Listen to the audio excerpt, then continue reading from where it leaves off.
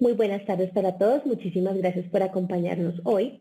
Mi nombre es Natalia Morales Fonseca, yo soy neuropediatra egresada a la Universidad Nacional de Colombia y hoy les voy a hablar de un tema muy importante. Vamos a hablar sobre neurodesarrollo infantil, específicamente las recomendaciones de IEPI para la evaluación del neurodesarrollo en los niños. Y vamos a ver cómo estas recomendaciones pueden aplicarse a futuro en la detección de enfermedades raras como la distrofia muscular de Duchenne. En este momento soy MSL para PTC Therapeutics y les cuento que todas las fotos y videos que vamos a ver en esta presentación han sido previamente autorizadas por los padres para su uso en educación. ¿Por qué hablar de neurodesarrollo? Resulta que en América Latina ya sabemos que cerca del 15% de nuestra población infantil tiene un retraso en el desarrollo psicomotor, en el neurodesarrollo en general. Este es uno de los porcentajes de retraso del neurodesarrollo más grandes a nivel mundial. Y la dificultad con esto es que al no ser diagnosticadas oportunamente, todas las alteraciones del neurodesarrollo pueden afectar tanto la salud como la calidad de vida de los niños. Teniendo en cuenta esta problemática, la Organización Mundial Panamericana de la Salud estableció una serie de lineamientos en sus guías a través de la Estrategia de Atención Integral de las Enfermedades Prevalentes de la Infancia para vigilar el desarrollo infantil entre los 0 y los 6 años. Antes que nada, entonces, definamos qué es neurodesarrollo. El neurodesarrollo, entonces, son todas esas habilidades que se ganan progresivamente desde el nacimiento y hasta los primeros 5 años de vida que permiten al niño adaptarse al medio, habilidades tanto motoras como lingüísticas y sociales. Son, por lo tanto, un indicativo de la maduración cerebral en los primeros 5 años de vida del niño. Pero hay que tener en cuenta que existen varios aspectos que pueden influenciar en la ganancia de estas habilidades. Por ejemplo, las patologías que de alguna manera afecten el desarrollo cerebral del niño o que afecten en general el desarrollo del niño pueden tener algún impacto sobre la adquisición de estas habilidades motoras, lingüísticas o sociales.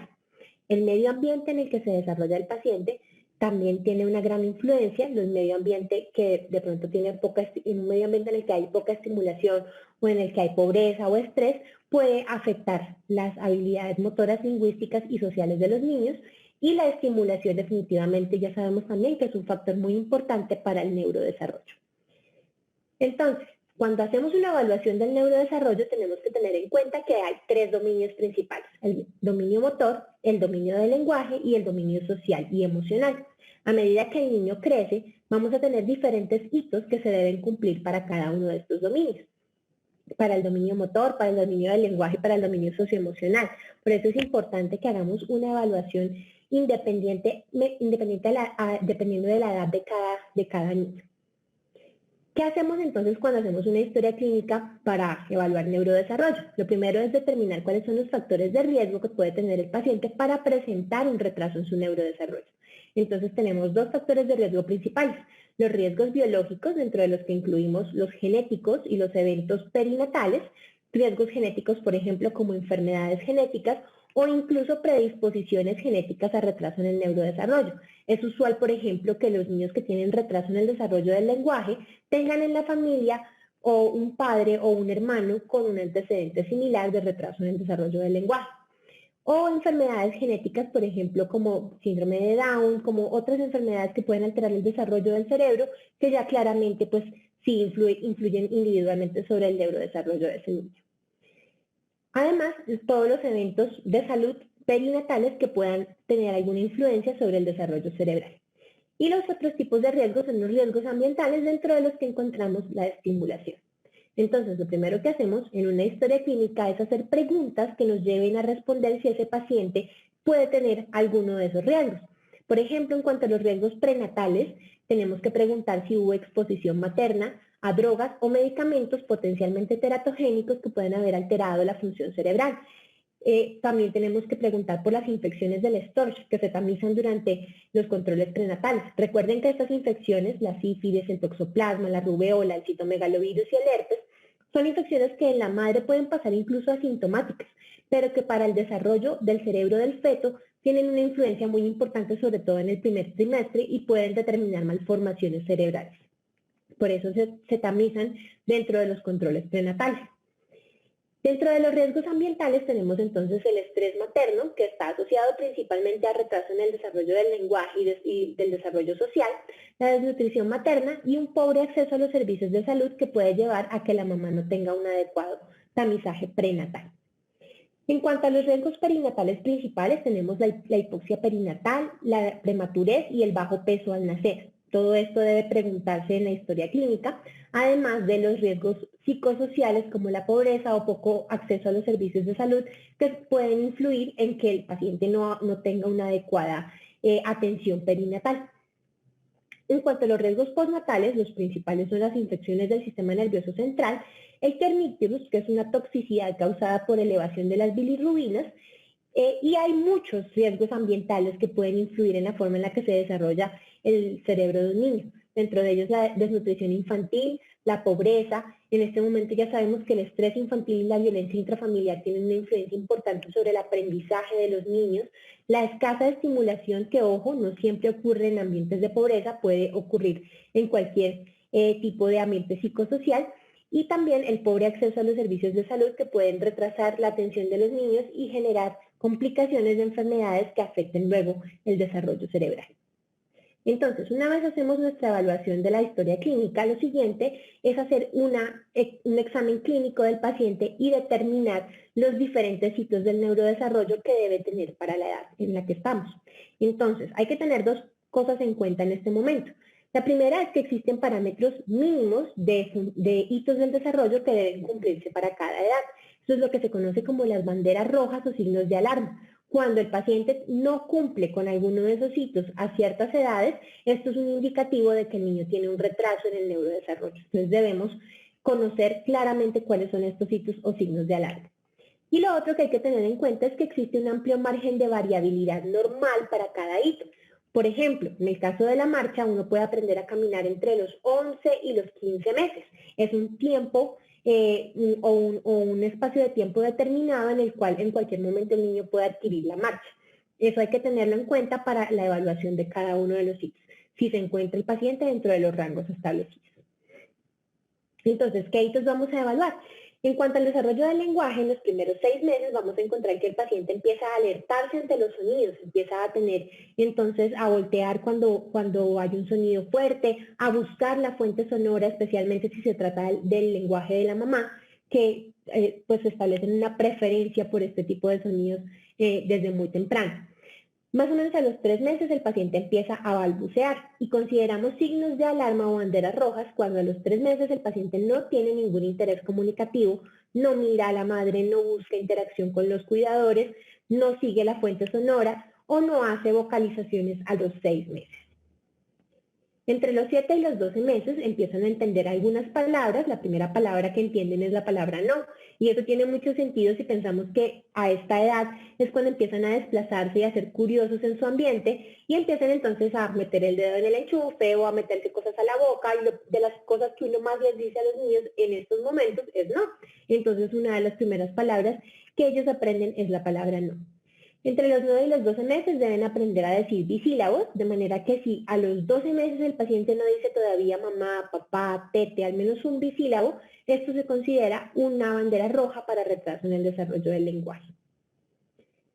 Entre los 12 y los 18 meses empiezan a comprender órdenes que primero van desde órdenes sencillas hasta órdenes cada vez más complejas. Por ejemplo, si le decimos toma y le entregamos un juguete, él entiende y estira la mano para recibirlo. O si le decimos dame y le estiramos la mano, él nos entrega lo que tiene en la mano. A los 12 meses más o menos ya empiezan a decir entre 1 y 3 palabras, pero ya a los 18 meses saben más o menos 10 palabras, obviamente las más usuales o las que más comúnmente se dicen a su alrededor. Si a los 15 meses el niño no dice ninguna palabra o si a los 18 meses todavía no entiende órdenes sencillas como toma o dame, esto se considera una bandera roja para considerar que el paciente tiene un retraso en el desarrollo del lenguaje. Entre los 18 meses y los 2 años, entonces empiezan ya a juntar 2 palabras para hacer una frase, dicen mamá tete, mamá parque, empiezan a tararear o cantar. Y si encontramos que a los 24 meses los niños no responden cuando se los llama por su nombre o no hacen frases de 2 palabras, ya se considera una bandera roja para un retraso del desarrollo del lenguaje. Entre los 24 y los 36 meses ocurre un fenómeno muy interesante que se conoce como explosión del vocabulario. El paciente o el niño, perdón, pasa de decir 50 palabras a los 24 meses a decir más de 500 palabras a los 36 meses. Es decir, en un año aumenta considerablemente su vocabulario, gracias también obviamente a la estimulación. Para esto es muy importante que al niño se le hable con constancia, porque a medida que él va escuchando palabras las va aprendiendo. Tenemos que si a los 30 meses dice menos de 50 palabras, o si a los 36 meses se le entiende menos del 75% de lo que el niño habla, estamos hablando de una bandera roja para desarrollo del lenguaje. Finalmente, entre los 30 y los 48 meses, los niños ya aumentan su vocabulario muchísimo más considerablemente, a 1500 palabras, empiezan a saberse los colores, las partes del cuerpo, y si a los 48 meses encontramos que tartamudea o se le entiende menos del 75% de lo que dice, consideramos que estamos frente a una bandera roja para el desarrollo del lenguaje. En cuanto al desarrollo motor, nos vamos a dar cuenta que va a darse los primeros meses de vida muchísimo más rápido que el desarrollo del lenguaje. Tenemos entonces que en los primeros 3 meses, el niño ya debe ser capaz de levantar la cabeza cuando está acostado boca abajo. Inicialmente levanta el mentón y luego levanta también el pecho. Esto es como una reacción de protección frente a la vía aérea al estar boca abajo para evitar que se le tape la naricita o la boca y pueda respirar. Si a los 4 meses el niño todavía no tiene sostén cefálico, es decir, no levanta la cabeza cuando está boca abajo, o si lo cargamos empieza a ladearse la cabeza como si no tuviera un buen control del cuello, esto se considera una bandera roja para el retraso en el desarrollo motor. Entre los 4 y los 6 meses entonces empieza primero a dar rolados, pasa de estar boca abajo a estar boca arriba, luego de boca arriba a boca abajo, y luego es capaz de sentarse con apoyo, apoyado ya sea en cobijas, en almohadas, en muebles a su alrededor. Es muy importante entre los 4 y los 6 meses que el niño empiece a agarrar objetos, y una bandera roja o la bandera roja en este punto es que no sea capaz de agarrar objetos o que tenga una preferencia manual. Ojo aquí, es muy importante saber que nosotros desarrollamos nuestra preferencia manual o nuestra lateralidad después de los 5 años. Es decir, antes de los 5 años nadie es zurdo ni diestro. Si llega una mamá a consulta y les cuenta que su niño de 1 año es zurdo, ojo con eso, porque muy probablemente lo que pasa es que ese niño tiene una hemiparesia derecha y por eso está prefiriendo agarrar las cosas con la mano izquierda. Entonces no debe haber preferencia manual antes de los 5 años, y uno de los primeros signos de hemiparesia puede ser que encontremos a los 6 meses preferencia manual. Entre los 7 y los 9 meses, entonces el paciente ya se puede sentar solito, sin necesidad de apoyarse en nada. Luego, hacia los 9 meses más o menos empieza a ir a teo alternante en cuadrúpedo, y finalmente entre los 8 y los 9 meses es capaz de ponerse de pie con apoyo, agarrado de la mano de la mamá o agarrado de los muebles a su alrededor. Si a los 9 meses todavía no es capaz de sentarse solo, esta se considera una bandera roja para retraso en el desarrollo motor. Entre los 10 y los 16 meses, entonces empieza primero a dar pasos solo, y más o menos hacia los 15 meses ya logra caminar sin ningún tipo de apoyo, sin necesidad de agarrarse de las paredes o de los muebles. A los 13 meses empieza a subir escaleras primero gateando, y además empieza a ayudarse a vestir. Cuando uno le va a poner la ropa, él levanta los bracitos o mete los pies en el pantalón. En este punto, a los 16 meses, una bandera roja es que el paciente no camine solito, que necesite apoyo para seguir caminando o que no camine del todo. Entre los 17 y los 24 meses, entonces van a aparecer habilidades cada vez más complejas. Primero empieza a correr, a armar torres con cubos, a subir escaleras, inicialmente apoyado en el pasamanos y luego ya suelto. Y una bandera roja en este punto es que a los 24 meses, a los 2 años, no sea capaz de correr. Entre los 25 y los 30 meses sube y baja escaleras ya solo, sin ningún tipo de apoyo, y saltan ambos pies. Si a los 30 meses no saltan ambos pies, esto se considera un signo de retraso en el desarrollo motor. Entre los 31 y 41 meses, entonces debe ser capaz de caminar en puntas de pies o en talones si uno se lo pide, saltar en un solo pie, caminar sobre una línea recta, agarrar la pelota cuando se la arrojan, y el signo de alarma aquí es que a los 36 meses no sea capaz de subir escaleras sin apoyo. A los 3 años ya los niños deben ser capaces de subir escaleras sin ningún tipo de apoyo en el barandal. A los 4 años, pues ya tienen muchas más habilidades, corre, patea una pelota, pedalean un triciclo y se paran un solo pie. Y entonces tenemos una evaluación en general del neurodesarrollo. Es importante, como les dije, evaluar socialización, lenguaje, manipulación y postural, que vendría siendo todos los hitos motores, dependiendo de la edad del paciente. Suele pasar que a veces uno está en consulta y tiene muchas cosas que hacer y como que no tiene tiempo de evaluar todas estas cosas.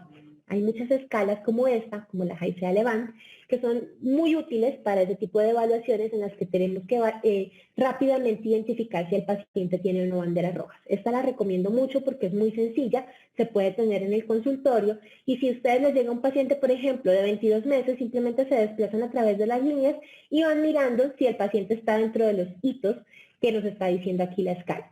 Si en algún momento identificamos que alguno de estos hitos no se cumple, pues tenemos que mirar en qué punto está el paciente y si tiene entonces una bandera roja para retraso en el neurodesarrollo. Pero esto ayuda muchísimo a hacer una valoración rápida cuando no tenemos el tiempo completo de ponernos a mirar cada uno de los hitos. Cuando estamos haciendo la evaluación del desarrollo motor, además es importante evaluar el tono muscular.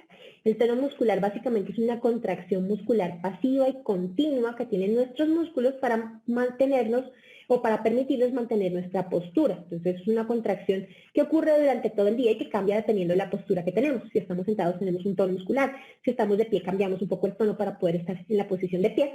Y lo normal es que un niño tenga un tono muscular que le permita hacer o que le permita llevar a cabo los diferentes hitos del desarrollo que tiene que estar haciendo.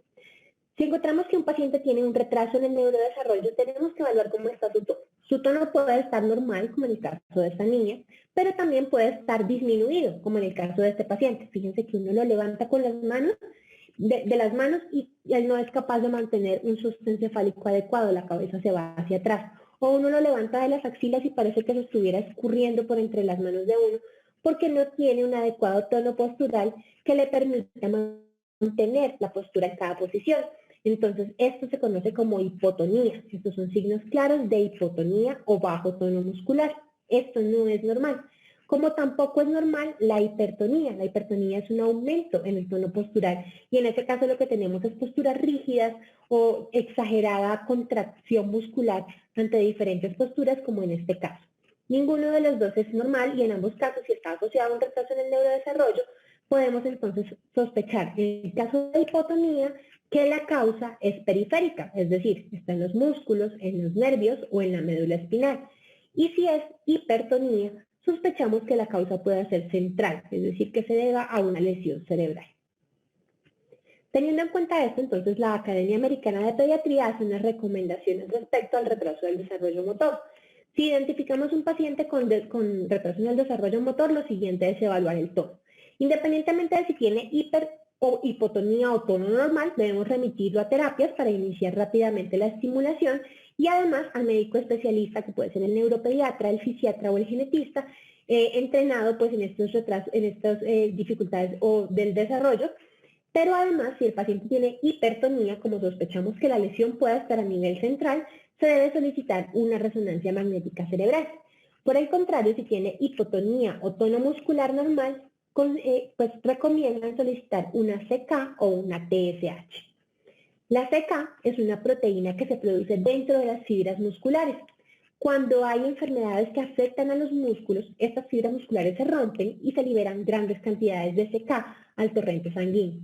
Por eso, cuando tenemos un paciente con tono disminuido o normal y que además tiene un retraso en el desarrollo motor, estamos seguros de que si lo que tiene no es un problema muscular, tomando una CK. Adicionalmente, otra de las causas de retraso en el desarrollo motor con hipotonía, una de las principales, es el hipotiroidismo. Por eso también se recomienda tomar una TSH.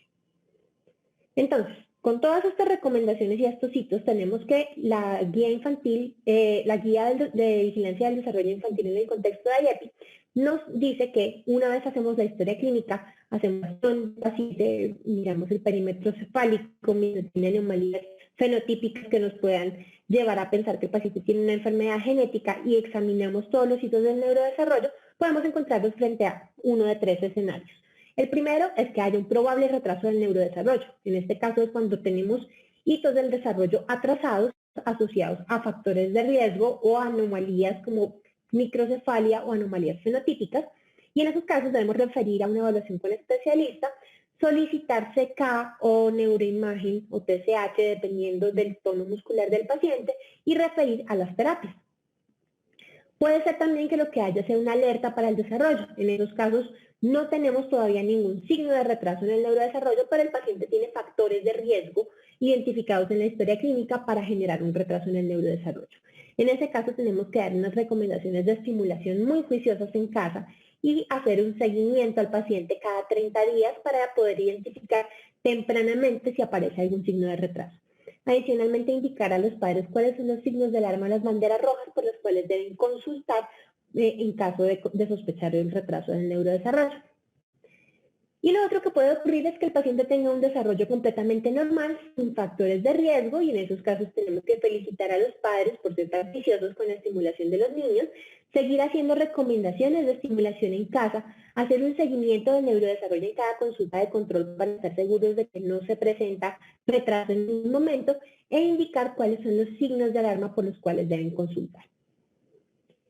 ¿Por qué es importante que sepamos esto? Resulta que cerca del 80% de la población infantil en Latinoamérica es atendida en un primer nivel de atención en salud. En muchas ocasiones, el tiempo que se tarda un niño en llegar al especialista, o el tiempo, o no solamente el tiempo, sino la oportunidad de llegar a un especialista es muy poca dependiendo de la zona en la que estemos. Por eso muchas veces la única opción que tiene ese niño es el médico general, la enfermera o la fisioterapeuta del programa de crecimiento y desarrollo, y por lo tanto es responsabilidad de todos que sepamos de neurodesarrollo. No solamente es responsabilidad del neuropediatra saber sobre esto, sino de todos y cada uno de nosotros. Y es importante evaluar el neurodesarrollo no solamente cuando nos consulten por eso, o sea, no es únicamente cuando llegue el paciente a una consulta por una sospecha en el retraso en el neurodesarrollo, sino en cualquier tipo de consulta, ya sea que vaya porque tiene fiebre, porque tiene dolor, por cualquier razón, está en nuestras manos evaluar en ese momento el neurodesarrollo del paciente. Entonces, ahora sí, ¿en qué podemos aplicar esta evaluación? Específicamente les voy a hablar acerca de una enfermedad en la que podemos diagnosticar muy tempranamente si estamos atentos a estos hitos del neurodesarrollo motor en los niños, es la distrofia muscular de Duchenne. Empecemos por definir la distrofia muscular de Duchenne. Entonces, la distrofia muscular de Duchenne es una de las más de 30 distrofias musculares que existen hasta el momento. Estas son enfermedades genéticas que se caracterizan por un deterioro muscular progresivo. Entonces, en general, en todas las distrofias musculares lo que ocurre es que los músculos se van dañando con el tiempo, por lo tanto, los síntomas van siendo cada vez más evidentes. Dentro de estos más de 30 tipos de distrofias musculares, las más comunes se conocen como distrofinopatías. Más del 50% son distrofinopatías. Las distrofinopatías son distrofias musculares causadas por mutaciones en el gen de la distrofina. Entonces tenemos que hay varios tipos de distrofinopatías, pero la más común de todas es la distrofia muscular de Duchenne. Entonces, en general, la más común de todas las distrofias musculares es la distrofia muscular de Duchenne. La distrofia muscular de Duchenne tiene una incidencia de 1 en 3.600 a 6.000 varones nacidos vivos. Se considera una enfermedad rara, pero ojo, no es tan rara como uno realmente llegaría a pensarlo. Cuando uno le hablan de distrofia muscular de Duchenne, en cierta forma como que se desconcentra un poquito, ¿cierto? Porque uno piensa, esto es una enfermedad que no la voy a ver nunca, esto le va a llegar si acaso a un neuropediatra o a un genetista, pero yo no la tengo por qué ver. Pues resulta que si comparamos la incidencia de la distrofia muscular de Duchenne con la de otras patologías pediátricas, nos daremos cuenta que no es tan rara como pensaríamos. La leucemia en los niños, por ejemplo, tiene una incidencia de 1 en cada 14.000 niños. Fíjense que la de la distrofia muscular de Duchenne es mucho más alta. Entonces es 2 a 4 veces más frecuente que la leucemia en niños. La diabetes tipo 1 en niños tiene una incidencia de 1 en cada 4.100 niños. La distrofia muscular de Duchenne tiene una incidencia de hasta 1 en cada 3.600, o sea que puede llegar a ser más común que la diabetes. Entonces fíjense que a pesar de eso, cuando nos dicen diabetes o nos dicen leucemia, inmediatamente sabemos de qué nos están hablando, pero cuando nos dicen distrofia muscular de Duchenne, a veces no tenemos muy claro de qué es. Entonces pensemos en que es mucho más común de lo que parecería. Esta enfermedad tiene una herencia recesiva ligada al cromosoma X. ¿Qué quiere decir esto? Las mujeres tenemos 2 cromosomas X, los hombres solo tienen un cromosoma X. Entonces, cuando se presenta una mutación en un cromosoma X, las mujeres usualmente tenemos otro sano que nos compensa la mutación en ese cromosoma dañado. Por lo tanto, las mujeres no suelen presentar síntomas de distrofia muscular de Duchenne. Ellas solo son portadoras de la enfermedad, porque su otro cromosoma X sano compensa la pérdida de la distrofina.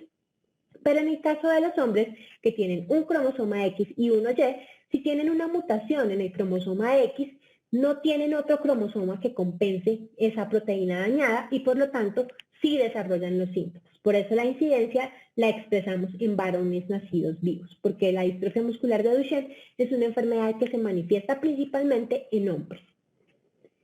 Un tercio de las mutaciones, o sea, un 33% de los pacientes puede presentarse de nuevo, es decir, sin antecedentes familiares. Y tenemos entonces que la distrofia muscular de Duchenne está causada específicamente, como les dije, por mutaciones en el gen de la distrofina, que entre otras cosas es el gen más grande que tenemos en nuestro genoma. Es un gen con 79 exones y por lo tanto al ser tan grande tiene una probabilidad altísima de mutaciones. Es uno de los genes con mayores cantidades de mutaciones descritas. Pero entonces, ¿qué tiene de malo que mute la distrofina o que haya daños en la distrofina? Resulta que la distrofina es necesaria para que se mantenga la estructura y la estabilidad de las células musculares. Cada vez que uno hace un movimiento y el músculo se contrae o se expande, la célula muscular o la membrana de la célula muscular, que es esta de aquí, se debe mover al mismo tiempo que el citoesqueleto que está por dentro y que la matriz extracelular que está por fuera. Fíjense que la distrofina está aquí, es esta proteína roja que está aquí, y se encuentra anclando la parte interna de la célula muscular con la membrana y la matriz extracelular. Cuando hay mutaciones en la distrofina y esa distrofina se pierde, entonces la célula muscular se mueve por aparte la membrana, por aparte el citoesqueleto y por aparte la matriz. Eso genera rupturas en la membrana de la célula muscular, aquí a este nivel. Cuando la membrana de la célula muscular se rompe, entonces empieza a producirse necrosis de ese músculo, se muere la fibra muscular y poco a poco entonces se va perdiendo con el tiempo cada vez más fibras musculares. Cuando la fibra se rompe es cuando se libera la ACK. ¿Se acuerdan que les hablé de la ACK dentro de los exámenes que le solicitamos a un paciente con hipotonía? Pues esta es una de las razones.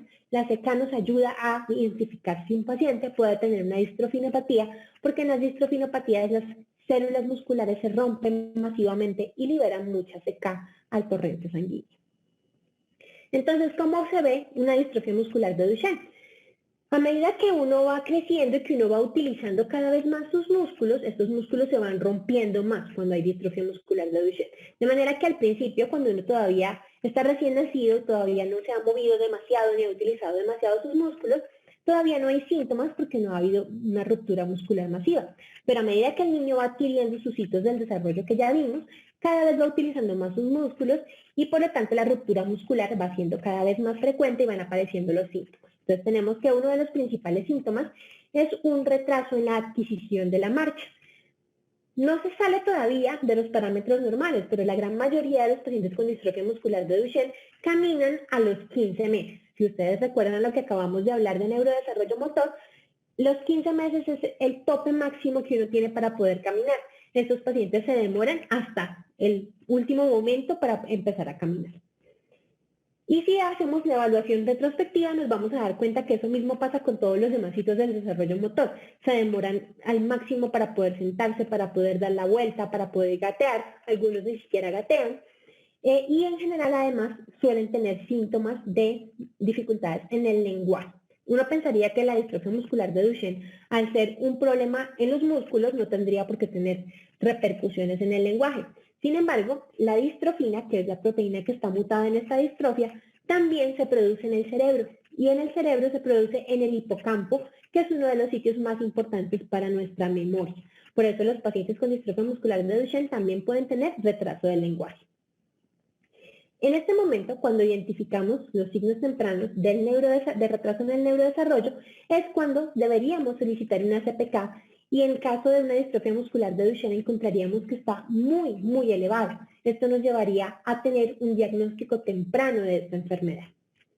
Pero entonces, ¿cómo se ve la distrofia muscular? Les dije que teníamos entonces retardo en el desarrollo psicomotor. Observen, por ejemplo, a este paciente. Este es un niño con distrofia muscular de Duchenne gateando. Si ustedes se fijan, este niño realmente no realiza un gateo, sino que hace un arrastre. Él no hace como tal cuadrúpedo, no hace alternancia, sino que se arrastra en el piso. Si le preguntan a la mamá de ese niño si este niño gatea, probablemente la mamá les va a decir que sí, porque gracias a ese arrastre el niño es capaz, digamos, de llegar o de alcanzar los objetos que quiere alcanzar. Pero como tal esto no es un gateo. Entonces por eso es importante no solo preguntar, sino también evaluar clínicamente nosotros el neurodesarrollo. Fíjense, por ejemplo, en este otro niño. Tiene 18 meses, tiene distrofia muscular de Duchenne. Si ustedes le preguntan a la mamá del niño si él camina, tal vez ella les dirá que sí camina.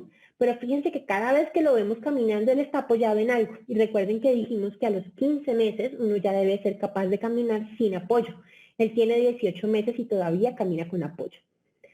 A medida que la enfermedad avanza, como les dije, el músculo se va destruyendo cada vez más, entonces los síntomas se van haciendo cada vez más evidentes. Miren a este niño de 6 años, ya cómo camina. Entonces fíjense que camina como con la barriguita hacia afuera, la colita hacia atrás, tiene una marcha lenta, empieza a impulsarse mucho con los miembros superiores, como que balancea demasiado los brazos.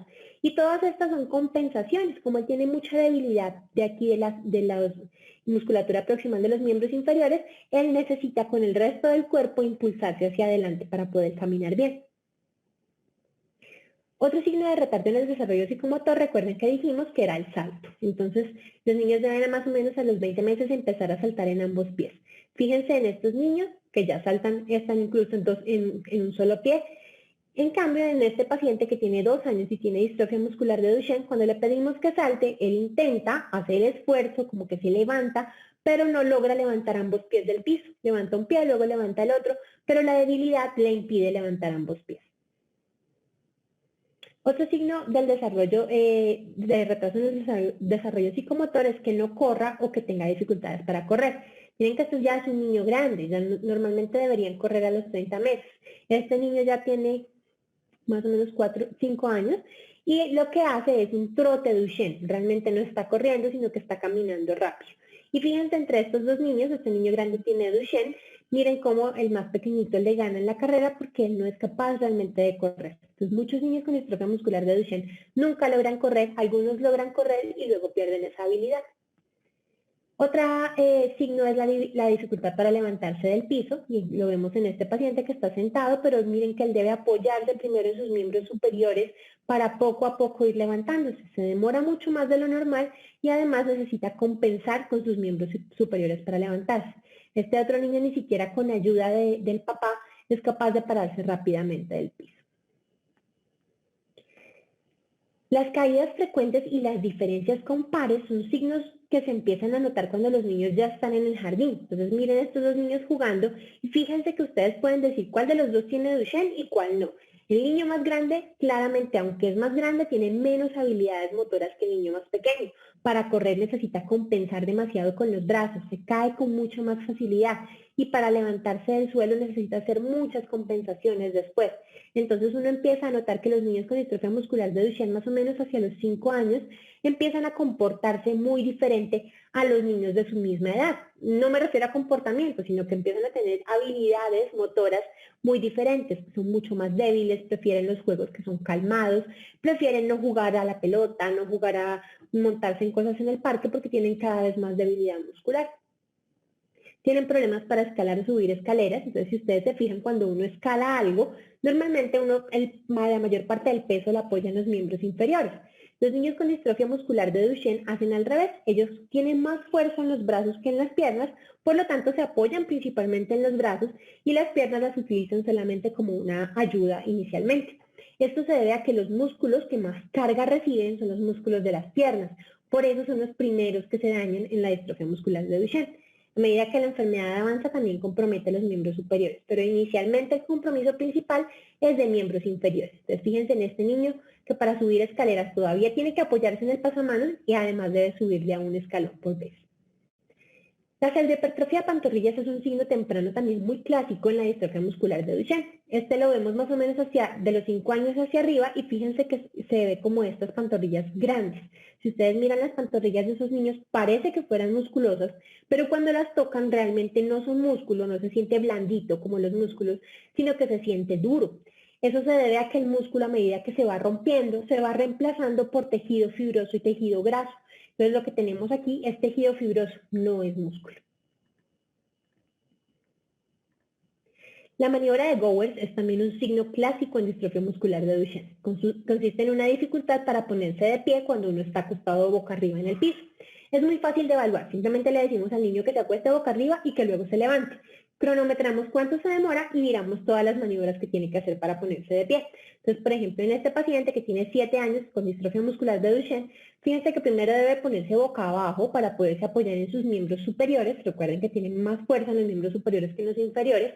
Y después, incluso de que ya ha logrado poner los pies en el piso, debe seguir ayudándose con sus miembros superiores a levantar, porque no tiene suficiente fuerza a nivel de la musculatura proximal de los miembros inferiores para poder elevar el tronco. Entonces, ese es el signo de Gowers, unido a los demás síntomas que hemos visto, nos puede ayudar a hacer el diagnóstico de Duchenne.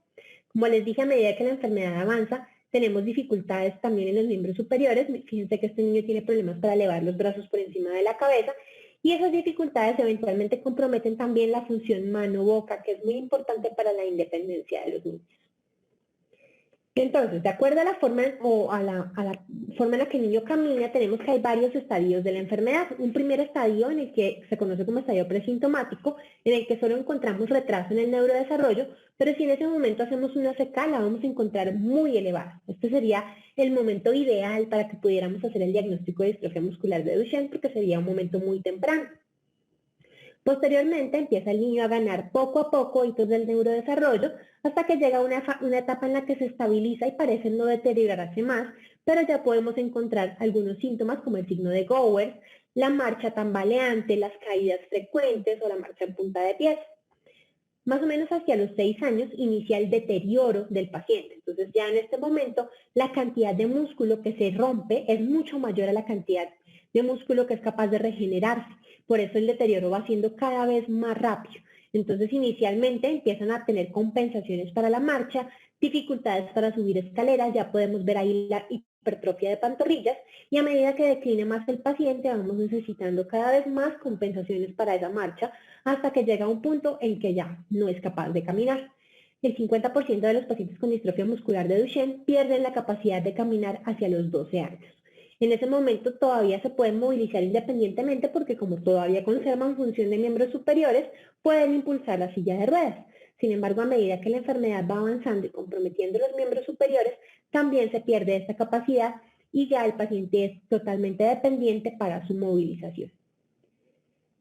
En este punto, además, entre los 8 y los 14 años empiezan a aparecer dificultades o complicaciones como las contracturas de los miembros inferiores, la escoliosis de la columna vertebral debida pues a esa destrucción también de la musculatura de los músculos paraespinales.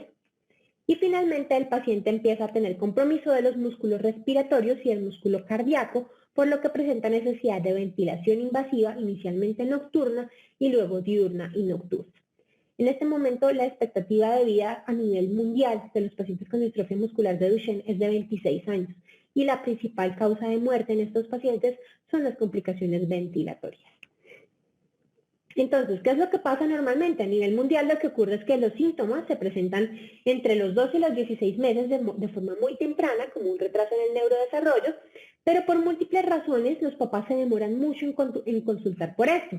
Puede ser, pues primero porque los papás no tienen por qué saberse los hitos del neurodesarrollo, nadie se los ha enseñado, de manera que a veces no se dan cuenta que el niño está atrasado en su neurodesarrollo. O porque la vecina, la abuela, incluso el médico les dijo que tranquilos, que eso es normal, que no todos los niños van igual, entonces que puede esperar a que el niño mejore. Finalmente, cuando el niño tiene 3.5 años y no mejora, es cuando consultan a la primera consulta médica. Entonces, a nivel mundial, la primera consulta médica en la mayoría de los pacientes ocurre a los 3 años y medio. En esa consulta, el médico muy juicioso le solicita una CPK y lo manda al especialista. Sin embargo, esa remisión al especialista puede demorar más de un año, más aún en Colombia se puede demorar muchísimo más que eso. Entonces tenemos que saber qué hacer con la CPK cuando nos llegue el resultado. Una CPK normal descarta una distrofinopatía. Si el paciente tiene un retraso en el neurodesarrollo con una CPK normal, tenemos que buscar otras causas, pero ya sabemos que distrofinopatía no es. Una CPK elevada nos da la sospecha diagnóstica de distrofinopatía. Elevada es muy elevada, de 50 a 100 veces por encima del valor normal. Los pacientes con distrofia muscular de Duchenne tienen normalmente CPKs de 1000, 1500, 10.000. Hemos tenido pacientes hasta con 40.000 de CPK. Entonces es una cosa muy evidente, no se nos va a pasar por alto una CPK de un paciente con distrofia muscular de Duchenne porque es muy, pero muy elevada. Si tenemos entonces la sospecha clínica más la CK elevada, independientemente del nivel de atención en que nos encontremos, si estamos en un primer nivel de atención, lo siguiente que tenemos que hacer es solicitar los exámenes moleculares. Y aquí es donde mucha gente se asusta. Yo me acuerdo que cuando a mí me enseñaban en la carrera de medicina, en el pregrado, acerca de cuáles son los exámenes moleculares, yo ni ponía cuidado en esa clase, porque uno pensaba en ese momento que los exámenes moleculares eran cosas que uno nunca iba a solicitar. Eso era algo del genetista. Solo el genetista tiene derecho a pedir esos exámenes y los demás no. Pues resulta que no. Cada vez las pruebas moleculares son cada vez más accesibles, son cada vez más comunes y cada vez más baratas. Entonces cada vez hay más libertad de poderlas pedir. Si nosotros tenemos una sospecha clínica que la sustente, podemos solicitar un examen molecular. ¿Qué solicitamos? Solicitamos un MLPA, porque resulta que el MLPA es capaz de ver el 80% de las mutaciones de distrofia muscular de Duchenne. La mayoría de las mutaciones, el 80% de las mutaciones en Duchenne, se llaman deleciones o duplicaciones, y esas mutaciones se ven con un MLPA. Sin embargo, puede pasar que el MLPA salga negativo, porque aquí tenemos solo que detecta solo el 80%. El otro 20% se puede detectar a través de secuenciación genética. Entonces, si el MLPA sale negativo, tenemos que considerar que ese paciente puede tener una mutación puntual que corresponde al otro 20% y por lo tanto necesitamos una secuenciación genética. Una de estas dos pruebas nos va a confirmar genéticamente la distrofia muscular de Duchenne. Solo en caso de que ambas salgan negativas, se debe solicitar la biopsia muscular. Antes, el protocolo de la biopsia muscular estaba primero y luego las pruebas genéticas, pero como les digo, las pruebas genéticas son cada vez más accesibles, son menos invasivas, son incluso en algunos casos hasta más fáciles de tomar que la biopsia muscular, más económicas y más accesibles. Entonces, por eso se toman primero las pruebas moleculares. Y la biopsia se reserva solo para los casos en los que las pruebas salen negativas. Una vez se confirma el diagnóstico, entonces se inicia el tratamiento del paciente. A nivel mundial, esto ocurre más o menos a los 5 años. Es decir, entre que un paciente empieza a presentar síntomas de Duchenne hacia más o menos los 12 meses, hasta que se diagnostica finalmente con distrofia muscular de Duchenne, pasan 4 años y el paciente ya tiene 5 años. Eso es a nivel mundial. Ojalá fuera así en Colombia. Desafortunadamente en Colombia nuestra edad promedio de diagnóstico es muchísimo mayor, es de 9.45 años. Nos estamos demorando casi el doble en poder diagnosticar a estos pacientes con respecto a lo que pasa a nivel mundial. Una de las razones probablemente es porque no pensamos en esta enfermedad. No es porque aquí haya menos Duchenne, eso no es la razón, ni es porque nuestros pacientes tengan síntomas más tardíos. Ya hay varios estudios en el país que demuestran que nuestros pacientes también empiezan a caminar más o menos a los 15, 16 meses y también presentan síntomas muy claros de Duchenne más o menos a los 3 años, como en el resto del mundo. Sin embargo, nosotros como no pensamos que esto puede existir, nos demoramos demasiado en hacer el diagnóstico y para cuando se diagnostican la mayoría de los pacientes con distrofia muscular de Duchenne ya están a punto de perder la marcha. ¿Por qué es importante hacer un diagnóstico temprano? Pues entre más temprano empecemos el tratamiento, mejor le va a ir a ese paciente. Y el tratamiento para distrofia muscular de Duchenne ya está súper claro. Cómo se debe hacer el tratamiento multidisciplinario está muy bien descrito en las guías de manejo que se actualizaron por última vez en el 2018. E incluso en Colombia tenemos nuestro propio consenso para el seguimiento de pacientes con distrofia muscular de Duchenne, recientemente publicado en el 2019. Sin embargo, de nada nos sirve tener toda esta claridad en el tratamiento si nos estamos demorando tanto en hacer el diagnóstico. Entonces, Para eso quiero contarles que PTC Therapeutics está apoyando un programa de diagnóstico temprano para distrofia muscular de Duchenne. Si ustedes tienen un paciente con estos síntomas de retraso en el neurodesarrollo, con una CPK elevada, en quienes estén sospechando que pueda tener una distrofia muscular de Duchenne, solo tienen que solicitar hacer una orden médica, que puede ser a mano o por sistema, que diga estudio molecular para distrofia muscular de Duchenne. Le toman una foto y lo envían a este correo electrónico o a cualquiera de estos teléfonos. Esto es un programa que apoyamos, que se hace a través del laboratorio Gencel Pharma. Nosotros no tenemos ningún tipo de información sobre estos pacientes y PTC Therapeutics nunca recibe información de esos niños a los que ustedes les solicitan las pruebas. Los resultados de esas pruebas van directamente al médico que las solicitó y al paciente, a nadie más. Simplemente lo que queremos con esto es apoyar que el diagnóstico de la distrofia muscular de Duchenne se realice de forma más temprana en nuestro país. El tratamiento entonces no solamente va a ayudar a prolongar el tiempo en el que el niño va a caminar, entonces el tratamiento principalmente se hace con corticoides y fíjense que los pacientes sin corticoides caminan más o menos hasta los 10 años, con corticoides pueden caminar hasta los 14 años, pero no solamente se utiliza para esto, sino que los corticoides además retrasan la aparición de escoliosis, disminuyen las complicaciones respiratorias y prolongan la calidad de vida y la expectativa de vida de los pacientes con distrofia muscular de Duchenne. Por eso es importante detectarlos tempranamente para iniciar de forma temprana con el manejo de corticoides. Pero además de los corticoides, en este momento miren la cantidad de medicamentos que se encuentran en diferentes etapas de desarrollo para la distrofia muscular de Duchenne. Hay medicamentos que sirven para restaurar la distrofina, como por ejemplo el Ataluren de PTC Therapeutics es uno de ellos, pero también están todos estos que están en diferentes etapas de aprobación. Hay medicamentos para reducir la inflamación, para mejorar el crecimiento, para proteger los músculos, regular el balance de calcio. En general tenemos muchísimas opciones de terapéuticas desarrolladas o en desarrollo. De manera que ya no es como antes, que las enfermedades genéticas eran sinónimo de enfermedad incurable o de enfermedad intratable. En este momento tenemos muchísimas opciones de tratamiento y de nosotros depende que esos pacientes lleguen tempranamente a ese tratamiento.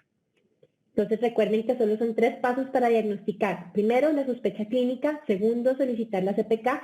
Y tercero, solicitar las pruebas genéticas. Nosotros los apoyamos con las pruebas genéticas y si se requiere también con la CPK. Les dejo nuevamente nuestro programa de diagnóstico. Anoten los números. Siéntanse libres de pedir todas las pruebas que sean necesarias dependiendo de su criterio médico. Y si tienen alguna otra pregunta, si tienen alguna cosa extra que quieran saber, si quieren tener las guías, lo pueden escribir con muchísimo gusto a mi correo electrónico. Estoy a la orden. Muchísimas gracias.